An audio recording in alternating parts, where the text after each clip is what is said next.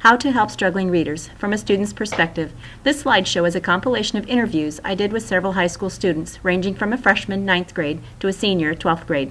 The slideshow presents a student's perspective of what they believe can be done to help struggling readers in their classes. In my interview with freshman J.M., names have been omitted to protect the identity of students, this student suggested more one-on-one instruction for students who struggle with reading. She stated that she felt it helped struggling readers when the teacher would take the time to discuss the story one-on-one with a student who was struggling to comprehend what was happening in the story. This student also suggested a lower-level English class where students would be able to get the same content material as the students who don't struggle with reading, but on a level geared more towards their reading ability. This student felt that this lower-level reading class should also be for credit so struggling readers would not have to do double work. With regards to the comments my freshman student made about how to help struggling readers, research suggested explicit instruction as a means to help struggling readers. Research also backed the I do, we do, you do method of instruction to use when providing explicit instruction. And discussing about a remedial class, research did not necessarily back a remedial class, but it did suggest using cooperative learning groups as an avenue to provide explicit instruction. In my interview with sophomore DB, this student felt that more discussion should be implemented while reading a story, particularly stories that have hard language to understand. This student felt more discussion in smaller groups would help struggling readers better comprehend the story, and the student believes providing background knowledge about a story has helped struggling readers to better understand what is happening in the story. This student felt the paraprofessionals in the classroom have helped struggling readers as they are able to go to the paraprofessional for extra help or assignment completion, particularly if the teacher is busy helping other students. This student also mentioned providing more interesting stories for students to read, ones that struggling readers may be more interested in. Research suggests that building on prior knowledge will indeed help struggling readers with comprehending the story, learning vocabulary words that are important to the story, and connecting their own lives with the characters or happenings in the story. As previously mentioned, research shows that cooperative learning groups are essential to helping struggling readers with their reading skills. And last of all, research suggested ways to encourage student engagement by providing choices of reading material. This helps the students feel like they have some ownership in their learning and makes them more willing to read if they can read something that interests them.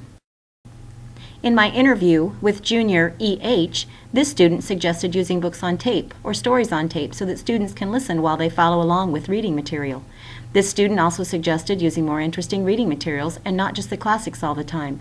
And the student suggested offering high-low reading material over the same story or topic. This student also felt that small group instruction and providing background information about a story or other reading material was beneficial to helping struggling readers want to read and comprehend the story that is being presented to them. Research suggests providing students with a variety of means to access text. This might be books, stories on tape, books, stories read aloud, or book stories presented in an easier-to-comprehend text format. Differentiated instruction is also important to use with regards to teaching reading and writing skills, and this is where using leveled text over the same materials will be useful to helping struggling readers gain the reading skills they need to be successful in life. Many of the struggling readers I work with like to use the program Audible.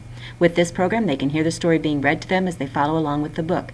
This method of reading allows students to use two of their senses while reading to help them better understand the story. Senior J.W. is the sister of an autistic young man who's a struggling reader. I particularly wanted her perspective as she worked with her brother both at home and at school. She suggested, keep students reading no matter what. She also said her brother would lose his place while reading, and this young lady suggested providing students with tools to help them keep their place. Tools such as covered overlays, rulers, or sticky notes.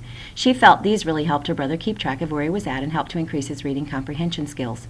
This student also suggested providing interesting stories, and instead of having students read chapter books, allow struggling readers to read magazines or short stories. She also suggested reading fewer stories throughout the school year, but provide a more in-depth study of the stories being read. She felt that rushing struggling readers through story after story was only causing them to get frustrated and not want to read. This student, and as several other students mentioned, said provide lower-level stories along with higher-level stories so that all students can get the content of the stories.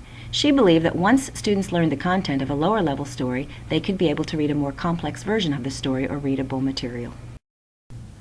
Research suggests scaffolding to help students learn, moving students progressively towards greater understanding and greater independence in the learning process, and in this case, increased reading and writing skills.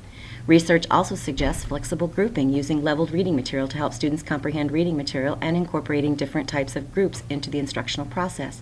Groups like pairing students, small groups, and divided classrooms. As mentioned previously, research suggested providing students with lots of opportunities to read, not just reading class content material, but reading magazines, books, of their choice texts they find interesting and meaningful to them.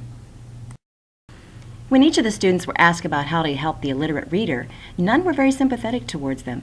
They felt those students were lazy and should fail the class if they refused to read. One student did suggest trying to find out what the student was interested in to encourage them to read, but even that student believed the illiterate student should fail if they did not read the assigned materials. I enjoyed very much visiting with the general education students and obtaining their perspectives on what teachers can do to help struggling readers.